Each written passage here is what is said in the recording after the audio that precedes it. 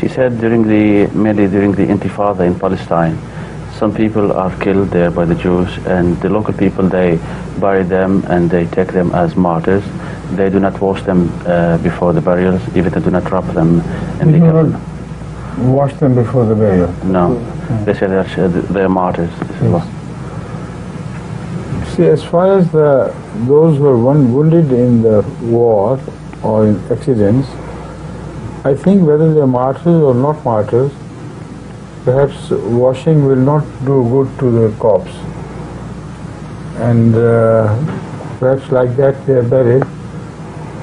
If you believe somebody to be a martyr, if you believe somebody to have given his life in the path of God, for the sake of Allah, there is no harm whatsoever to consider him to be a martyr and treat him as a martyr. I don't see any harm whatsoever. Why should we? At least these people, some of them may not be technically martyrs, but they have given up their life for the sake of God, as they believe, as they have been told by the mullahs. So if they treat them as martyrs, let them. Why not? At least they are brave people. What they thought right, they gave up their life for that. This is martyrdom. The question of somebody is being true martyr will only be decided by Allah. We must not interfere. Otherwise, there will be big chaos and big infight in the world of Islam.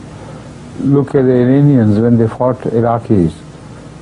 Every Iranian which died was a martyr. And look at the Iraqis.